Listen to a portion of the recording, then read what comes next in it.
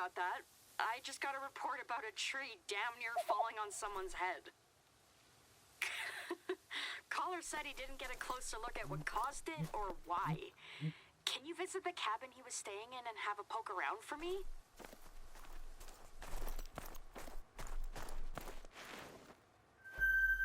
It's just me taking care of all 60 or so square kilometers of Askiy Ridge. I've tried to get the council to hire more hands, but they say money is tight. But hey, if we get enough hunters coming in to visit, maybe we'll raise enough money to afford an extra hand. So yeah, if you play your cards right, you might even get a job offer out of all of this. I think you'd have to be Métis or Cree though. You don't happen to have your status or Métis card on hand, do you?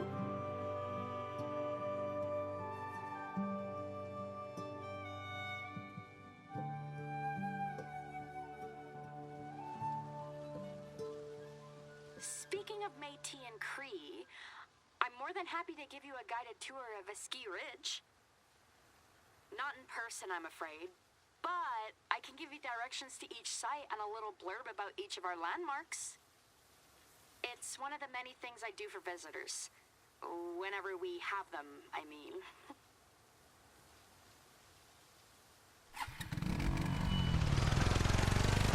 This is just my personal opinion, but it's hard for me to see the benefit of a resort here. For starters, we're really remote. We're gonna have to spend a lot of money on infrastructure before construction even begins.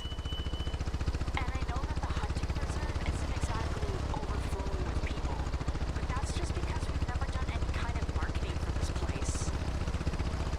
When you think about it, we're getting a lot of return from visitors here with very little investment put in.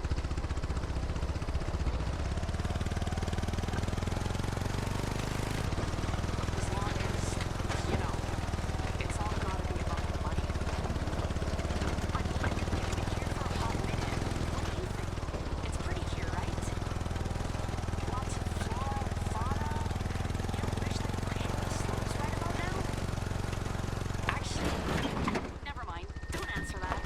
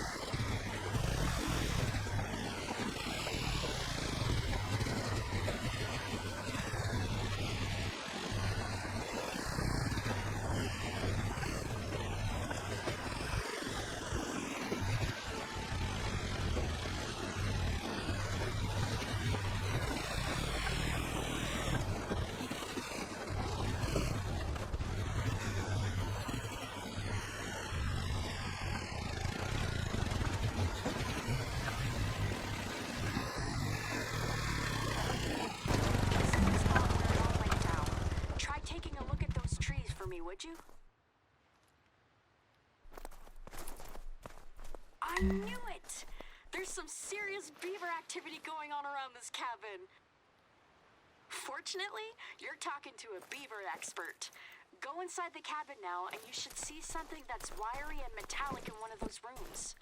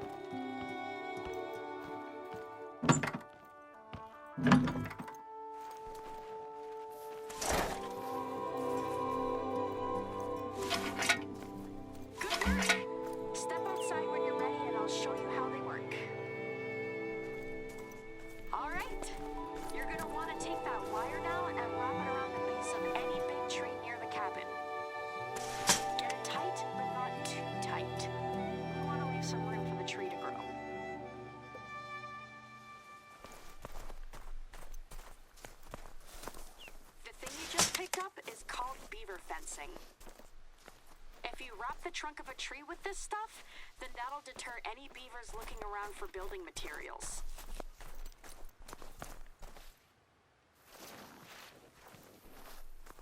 Don't worry about any white spruce trees you see. Beavers aren't big fans of them anyway.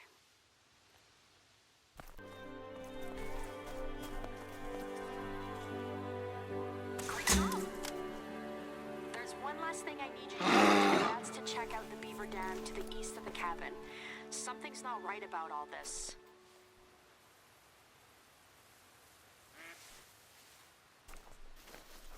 I'm normally a fan of letting nature run its course, you know. But if a tree comes down on a shack when someone's sleeping in it, then that person could be in trouble. Sometimes humans have to protect other humans too. We're lucky our caller managed to get out of the way when he did. Maybe you'll meet him if you stick around for long enough.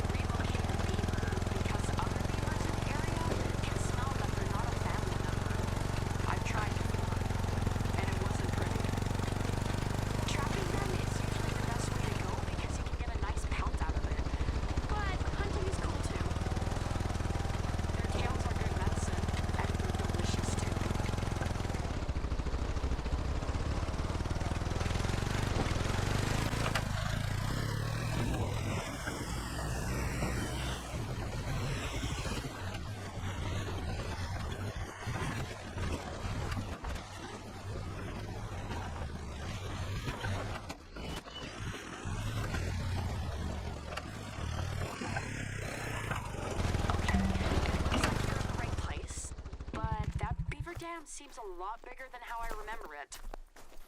You still have that tubing from the cabin, yeah?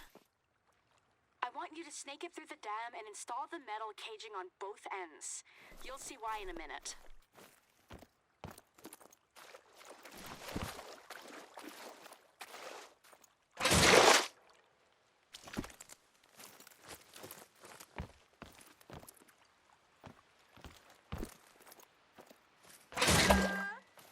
Just installed your first beaver deceiver. Well, your first in Askiy Ridge, at any rate. The pipe helps to equalize both sides of the dam so that nothing floods or backs up. The caging is there to prevent beavers from clogging up the tubes, because those little devils will block up any source of moving water that they can get their little paws on. Anyway, this looks fantastic. I can't thank you enough. I know you probably didn't plan on wading through beaver dams when you signed on, so I appreciate your go-getter attitude. Right. Let's get back to our main task of saving the preserve.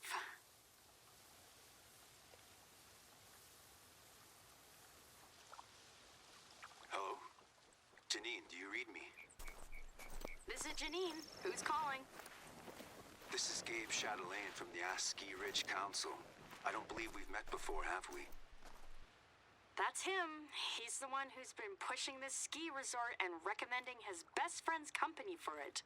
There's no doubt about it.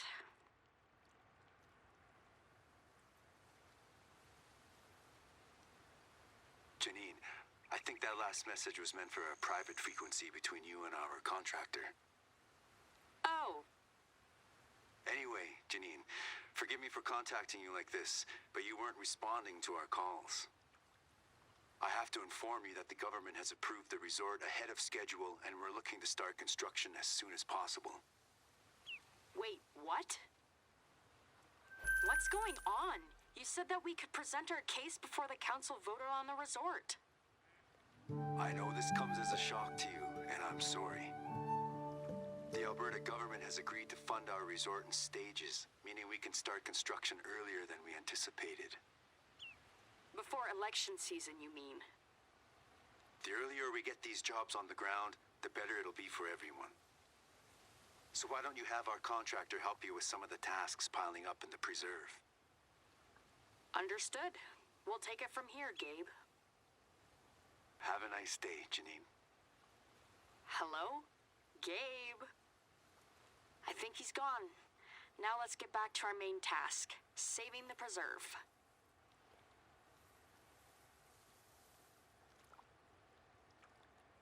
I didn't want it to come to this, but there are some ways that we can stall the resort from being built. Here, let me point you in the right direction, and I'll explain along the way.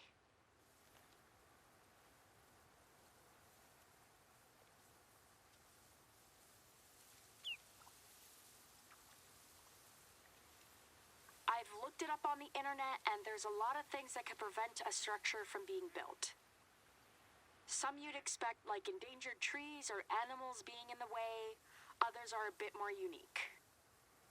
See if you can find any old teepee circles, wagon trail marks, raised areas that might be graves. Anything archaeological like that is good. A big dig site can hold up construction for years. I wasn't able to find any in the area, but maybe you'll have more luck than me. I don't mean that you should fabricate evidence, of course. Gabe knows how to spot fakes with both eyes closed. Oh, and obviously it's unethical to fake evidence.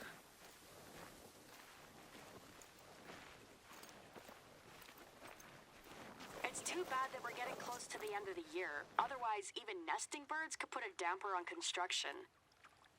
And if it were a bit later in the year, then grizzly bear cubs would also be a valid reason to stop. The cubs themselves aren't dangerous, but you better believe that Mama Bear is when she's protecting her cubs. But even without these things, I'm sure that we can find plenty of other ways to stop construction. All we really need is a few months. That'll give us plenty of time to present a new proposal to the council, one that puts hunting and conservation first and not last.